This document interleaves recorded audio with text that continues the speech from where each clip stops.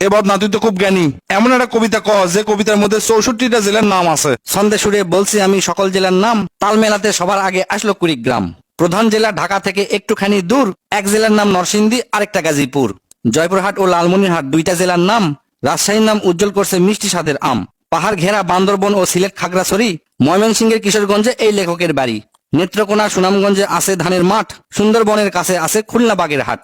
ভোলা এবং বরিশালে আছে অনেক নদী, পাবনায় আছে পাগলাগারদ, বগুড়ায় আছে দধি।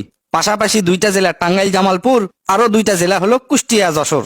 মনের মতো একটা জেলার নাম তার মাগুরা। দন্তান্নতে নারায়ণগঞ্জ, নাটোর ও নওগাঁ। দন্তান্নতে আরো 4টি জেলা বলতে আমি পারি, নবাবগঞ্জ ও নোয়াখালী, নড়াইল, নীলফামারী। গঞ্জদিয়া মানিকগঞ্জ হয় আরো মুন্সিগঞ্জ, গোপালগঞ্জ হয়, হবিগঞ্জ হয় আরো সিরাজগঞ্জ। চাপাই নবাবগঞ্জ কিন্তু গঞ্জ দিয়া ভাই, এদের ছাড়া বাংলাদেশে আর কোনো গঞ্জ নাই। রংপুর আর রাঙ্গামাটির নামটা রঙে রাঙা, নামের জন্য আরো সুন্দর চাঁদপুর চুয়াডাঙ্গা। কক্সবাজার নামের জেলা আছে সাগরও পারে, পঞ্চগড়টা পড়ছে বন্ধু দেশের এক কিনারে। ফেনী জেলার নামটা মাত্র 2টা অক্ষর দিয়া, সবচেয়ে বেশি অক্ষর লাগে লিখতে ব্রাহ্মণবাড়িয়া। 6টা অক্ষর লিখতে লাগে মৌলভী বাজার, এদিক থেকে শরীয়তপুর সমান তাহার। শেষের দিকে এসে দেখি বসছে পুরের মেলা, নামের শেষে পুর লাগানো অনেকগুলো জেলা।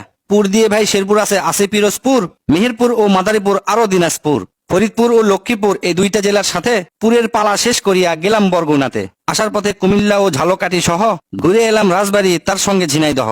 গাইবান্ধার নাম বাদে থাকে আর মাত্র 1 হালি, তাদের মধ্যে একটা জেলার নাম পটুয়াখালী। এখন শুধু বাকি আছে 3টা জেলার নাম, এদের মধ্যে একটা জায়গা হইল চট্টগ্রাম।